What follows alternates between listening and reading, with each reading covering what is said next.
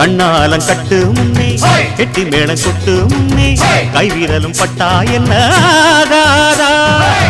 பண்ணாத்து பூச்சி போல போல அடி மஞ்ச கிழங்கு சிறு இன்ப கிழங்கு அடி பார்க்காம போனவளே குருவம்மா ஒரு பெண்ணென வந்தது பொண்ணுல பண்ணிய உருவமா